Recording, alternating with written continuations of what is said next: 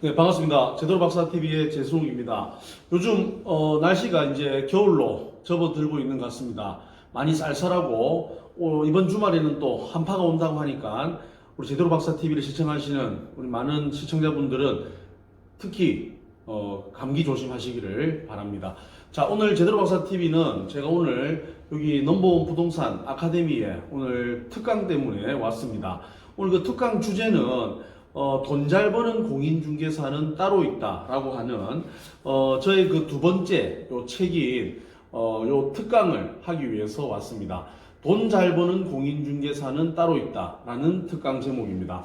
물론 저도 지금 현재 중개업을 하고 있지만 돈을 잘 버는 공인중개사라고 생각을 하고 있지만 저보다 훨씬 더 중개를 잘 하시고 돈은 저 잘 버시는 그런 우리 저 베테랑 또 선배 공인중개사 분들에 비해서는 제가 초라할 것 같지만 그래도 제 나름대로 중개업을 하면서 우리 새롭게 시작하는 개업 공인중개사 분들과 중개업을 하고 있는데 뭔가 좀 잘못 생각하고 뭔가 좀 중개를 잘 못하고 있는 이런 우리 개업 공인중개사 소장님들에게 뭔가 좀 제가 가지고 있는 좀 노하우를, 사실 이건 참 제 개인적인 노하우이기 때문에 좀 발설하기는 좀 싫지만 오늘 3시간 특강을 하게 되었습니다. 얼마 전에 또 그 30일에 공인중개사 시험이 있었고 또 내일 모레 12월 2일 되면 또 새로운 공인중개사가 탄생을 하게 됩니다. 그러면 아무래도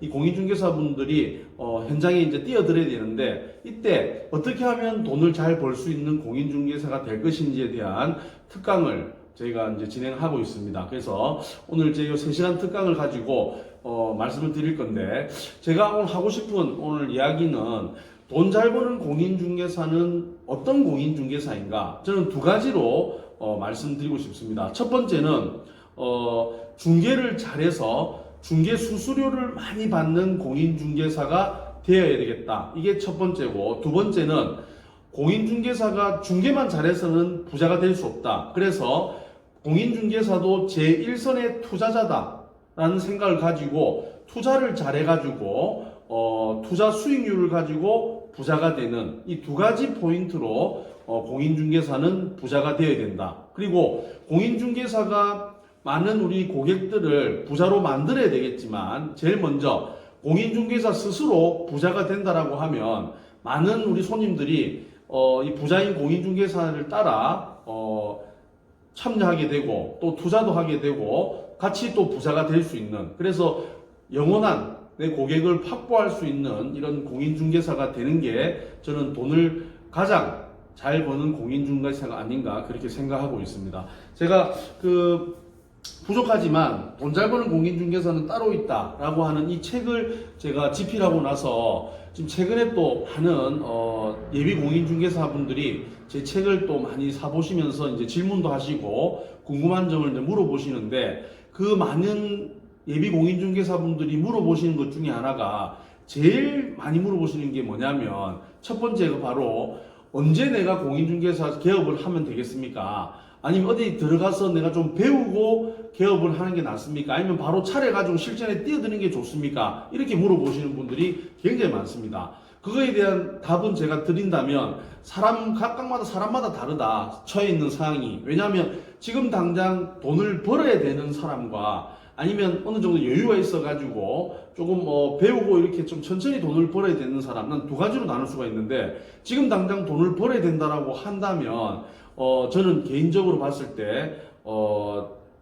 창업을 먼저 창업을 시도해서 몸소 부딪히면서 중개업을 알아가는 것도 저는 빨리 중개업을 배울 수 있는 가장 빠른 지름길이다 저는 말씀드리고 싶습니다. 왜냐하면 누구 밑에 들어가서 이렇게 배우게 되면 들어갔던 그 대표 소장님이 잘 가르쳐주고 이렇게 자기 일처럼 이렇게 도와주는 공인중개사 소장님이 계시는가 반면, 이 대부분의 공인중개사 소장님은 이게 지금 가르쳐주면 또 언제 나갈 줄 모르고 또 언제 어떻게 또 배신할 줄 모른다 이렇게 생각해서 자기의 노하우를 잘 안 가르쳐주는 분이 굉장히 많습니다. 그럴 바에 차라리 이런 여러 가지 랜드 프로라든지 아니면 넘버원 아카데미에서 하는 이런 중개 실무 과정을 열심히 들으시고 빠른 시일 내에 좋은 자리를 찾아서 개업을 하시는 게 저는 가장 빨리 돈을 벌 수 있는 방법이 될 수 있다, 이렇게 판단을 하고요.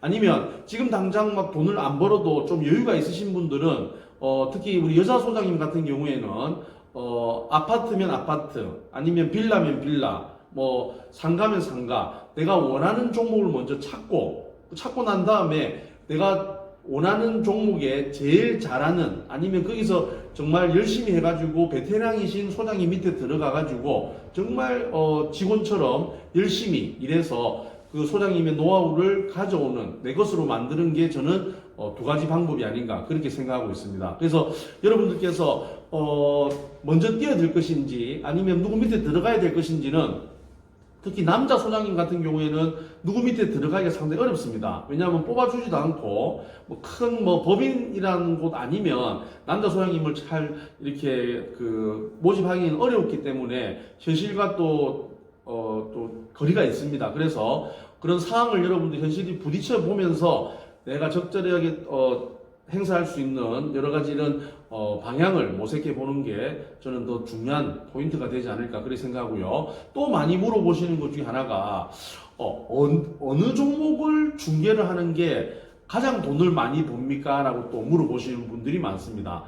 물론 이제 중개 수수료를 보면 상가라든지 토지라든지 이런 중개 주택 외적인 이런 업종들은 중개 수수료율이 0.9% 이렇게 됩니다. 그러니까 중개 수수료율만 따져보면 상가라든지 토지라든지 공장이라든지 주택 외적인 요소들이 돈을 많이 벌 것 같지만, 이런 주택 외적인 요소 부분들은 중개가 1년에 잘 일어나지 않는 경우가 상당히 많습니다. 물론 운이 좋아가지고 한 건 크게 해가지고 그 해에 대박이 나는 중개 소장님도 있지만, 대부분은 경기를 민감하고 또 중개가 잘 안 되는 이런 업종들은 정말 1년을 따져보면 한두 달 좋다가 거의 한 10개월은 손가락을 빨 수 있는 이런 일들이 많이 벌어집니다. 그래서 제가 제 책에도 말씀을 드렸지만, 저는 제 개인적으로 생각으로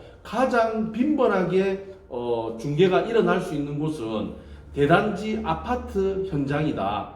대단지 아파트 현장이면 아무래도 거기는 매매라든지 전세라든지 월세라든지 이런 것들이 계속 일어날 수밖에 없다. 단 물론 새 아파트는 입주장 같은 경우에는 전세라든지 매매라든지 분양권이라든지 이런 것들을 많이 할 수 있지만, 또 하고 나면 초반에는 막 장사가 잘 돼가지고 계약을 많이 할 수 있지만, 이제 전세라든지 매매가 다 차게 되면 2년 동안 혹은 또 이제 2+2니까 4년 동안은 이제 매물이 안 나가지고 어려움을 겪을 수가 있습니다. 항상 장단점이 있는데, 그래서 입주장만 치고 있는 공인중개소장님도 있습니다, 사실은. 그런데 여러분들은 그런 특이한 케이스가 아닌 이상은 저는 대단지 아파트에, 일반적으로 대단지 아파트 보통 한 5년에서 10년 정도 안쪽인 새 아파트 중에 대단지 아파트에 여러분들이 여유가 된다 하면, 저는 대단지 아파트 상가에 권리금이 좀 있다 하더라도 저는 들어가는 게 저는 가장 좋은 방법이 될 수 있고, 지금 안 그래도 조정 대상 지역이 되고 나서 아무래도 좀 거래가 좀 안 되다 보니까 이런 권리금이 조금 다운이 됐다는 이야기도 좀 들었습니다. 그래서 지금이잖아요, 기회가 될 수가 있기 때문에